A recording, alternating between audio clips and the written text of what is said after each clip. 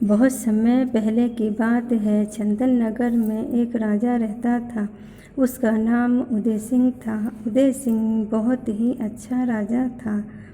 अपने राज्य और प्रजा का बहुत ही ख्याल रखा करता था। उसके राज्य में लोग बहुत ही खुश थे। मगर राजा में एक ही कमी थी कि वो थोड़ा सा जिद्दी था। अगर कोई बात उसकी समझ में आती कि ये बात सही है तो सबसे यही कहता कि ये ही बात सही है। एक रात की बात है कि राजा और रानी अपने कमरे में थे तो रानी ने राजा की तरफ देखा और मुस्कुराती हुई बोली, महाराज, मैं आपको कुछ बताना चाहती हूँ। राजा ने रानी की तरफ देखा और कहा, हाँ महारानी, कहिए, क्या कहना चाहती हैं आप? हम सुन रहे हैं आपकी बात। बताइए, क्या कहना है आपको? रानी सोचने लगी कि अगर मैंने ये बात महाराज को बता दी कि मैं माँ बनने वाली हूँ तो ये खबर सुनकर महाराज खुश तो बहुत हो जाएंगे। मगर अभी मुझे वक्त ही कितना हुआ है। अभी तो मैंने दाइयम्मा को भी नहीं दिखाया। पहले मैं दाइयम्मा को दिखाकर मालूम कर लूँ, उसके बाद ही मैं महाराज को बताती हूँ। तभी महाराज की आवाज़ से रानी का ध्यान टूटा। कहिए महारानी, क्या कहना चाहती हैं आप?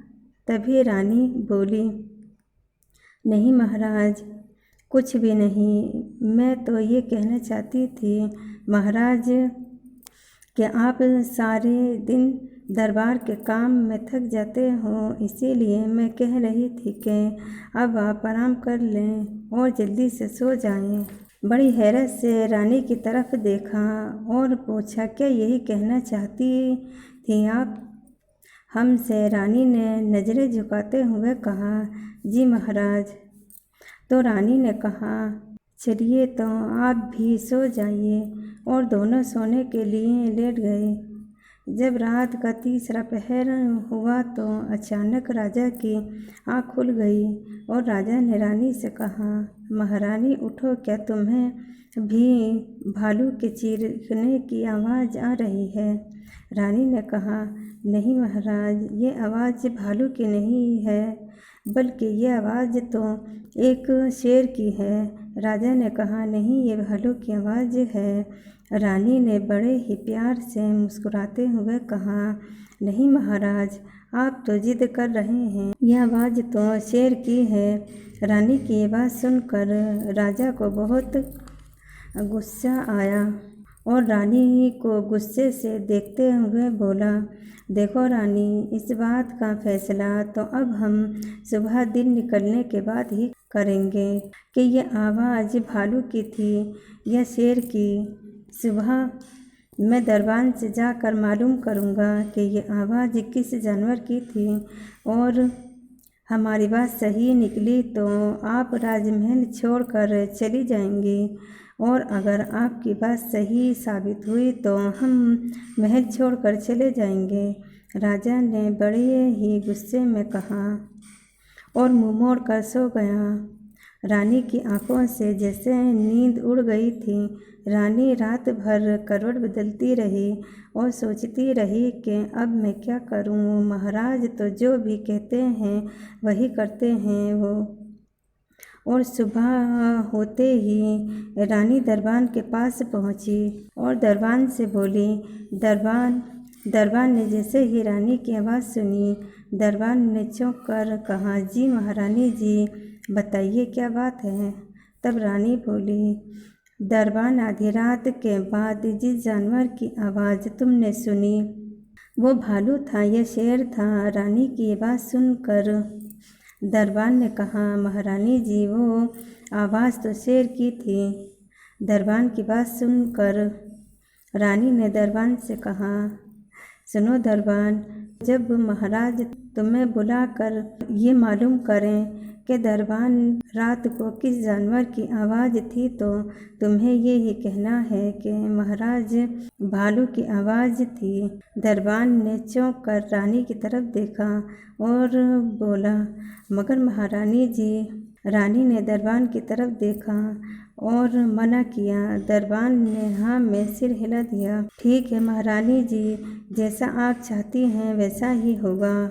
और रानी वहाँ से चली जाती है। जब राजा दरबार में आया तो उसने दरबान को बुलाया और दरबान से पूछा। दरबान जी महाराज, दरबान ने सिर झुकाते हुए कहा। तब राजा ने पूछा, आधी रात के बाद किस जानवर की चिल्लाने की आवाज़ थी? राजा की बात सुनकर दरबान ने रानी की ओर देखा। रानी ने दरबान को इशारा किया।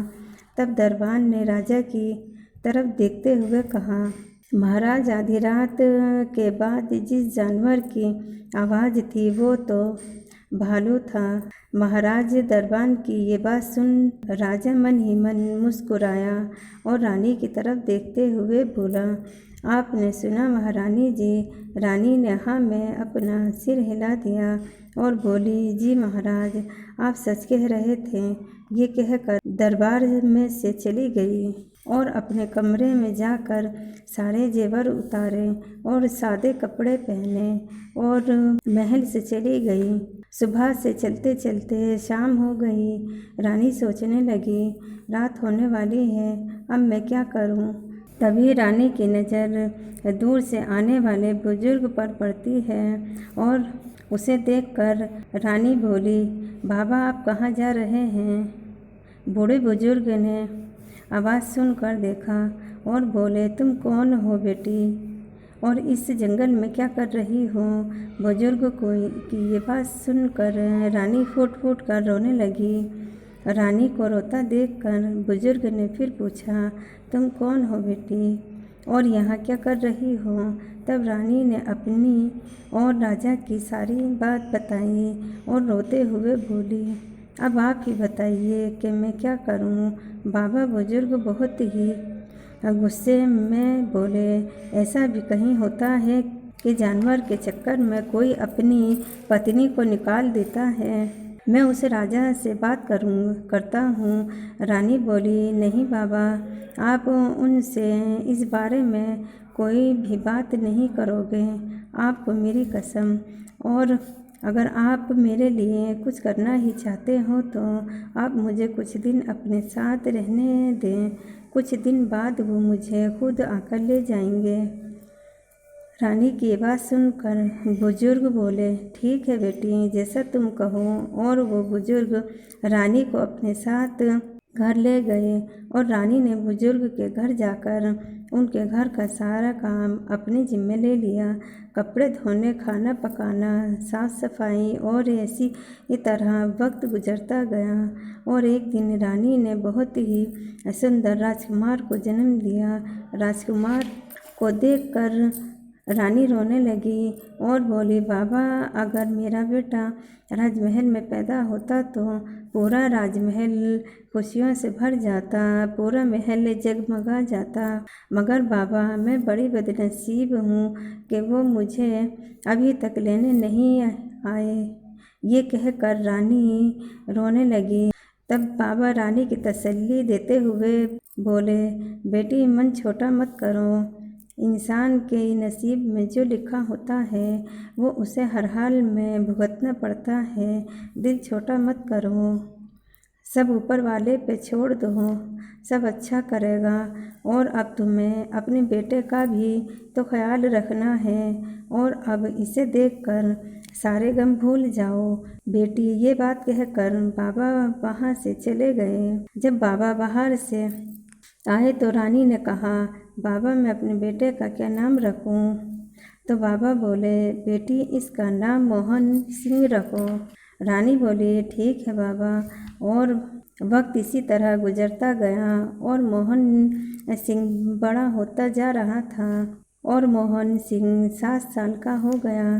रानी को मोहन की पढ़ाई लिखाई की चिंता सताने लगी। रानी ने बाबा से कहा, बाबा, मुझे मोहन की पढ़ाई की तरफ से बहुत चिंता लगी रहती है कि मोहन अब बड़ा होता जा रहा है। बाबा ने रानी की तरफ देखते हुए कहा, बेटी, तुम मोहन को लेकर बस्ती में चली जाओ, वहाँ पर उसकी अच्छे से पढ़ाई भी हो जाएगी। और मैंने अपने मुँह बोले बेटे को खबर कर दी है, वो आएगा और तुम्हें अपने साथ ले जाएगा। रानी ने हाँ, आप ठीक कहते हो बाबा। 2 दिन बाद ही बाबा का मुँह बोला बेटा रमेश आ गया। उसके आने पर बाबा बोले बेटी ये मेरा मुँह बोला बेटा रमेश है, तुम रमेश के साथ चली जाना। तुम वहाँ जाकर मोहन को भी अच्छे से देखभाल कर सकती हो और मोहन वहाँ पढ़ भी सकता है। ये कहकर बाबा ने अपने मुँह बोले बेटे रमेश की तरफ देखा और कहा बेटा ये मेरी बेटी मीरा है और ये इसका बेटा मोहन सिंह है।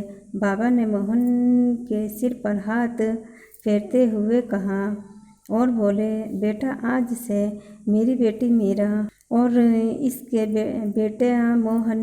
इसका बेटा मोहन, इन दोनों का ख्याल तुम्हें रखना है। रमेश ने कहा आप बिल्कुल चिंता न करें बाबा, मैं अपनी जान से भी ज़्यादा ख्याल रखूँगा इन दोनों का। बस अब आप आज्ञा दें, मुझे चलने की इजाज़त। बाबा ने कहा खुश रहो, भगवान आप सबको खुश रखें। और रमेश बाबा से आज्ञा लेकर रानी को लेकर चला जाता है। और जब रमेश अपने घर पहुंचता है तो रमेश की पत्नी उन दोनों को देखकर पूछती है कौन है जी ये, आप ये अपने साथ किसको लेकर आए हो। तब रमेश दोनों की तरफ देखकर कहता है ये मेरी बहन मीरा है और ये इसका बेटा मोहन सिंह है। इतना कहकर रमेश बाबा के साथ की सारी बात अपनी पत्नी निर्मला को बताता है और कहता है भाग्यवान, जाओ अपने दोनों बेटों को भी बुला लाओ, वो भी अपनी बुआ और छोटे भाई से मिलकर बहुत खुश होंगे। ये सुनकर निर्मला बहुत खुश हो जाती है और अपने दोनों बेटे राजू और चंदन को आवाज़ देती है। राजू चंदन दौड़ते हुए आते हैं और कहते हैं कि क्या बात है माँ, आप हमें क्यों बुला रही थी। तब निर्मला बताती है ये देखो बेटा राजू चंदन, तुम्हारी बुआ मीरा तुमसे मिलने आई है और तुम्हारा छोटा भाई चंदन और राजू दोनों बहुत खुश होकर कहते हैं माँ ये हमारी बुआ है। हाँ बेटा, और ये हमारा छोटा भाई है। निर्मला हाँ ये मोहन सिंह है। बेटा चंदन बोलो माँ हम मोहन को अपने साथ ले जाएं खेलने के लिए। मीरा बोली हाँ बेटे ले जाओ। और वो तो दोनों खेलने चले गए। रमेश के दोनों बेटे मोहन से थोड़े बड़े थे मगर अपने सगे भाई की तरह उसे बहुत प्यार करते थे। पढ़ने जाते तो साथ जाते, खेलने जाते तो साथ जाते। इसी तरह वक्त गुजरता गया और वो तीनों जवान हो गए। कुछ दिन बाद रमेश ने अपने दोनों बेटों की शादी कर दी और कुछ दिन बाद रमेश बहुत बीमार रहने लगा और एक दिन रमेश की तबीयत ज़्यादा ख़राब हो गई। तब उसने अपने दोनों बेटे चंदन और राजू को बुलाया और बोला बेटा ये तुम्हारी बुआ है, इसका मेरे अलावा इस दुनिया में और कोई नहीं, ये तुम्हारा छोटा भाई है।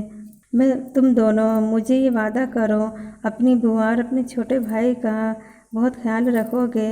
तब राजू और चंदन ने कहा पिताजी आप बेफिक्र रहें, मैं अपने भाई को कभी अकेले नहीं छोड़ूंगा, मेरी बुआ हमेशा मेरे साथ रहेगी। तब रमेश बोला अब ये कारोबार तुम तीनों भाई संभाल लो, क्योंकि अब ये कारोबार मुझसे संभाला नहीं जाता।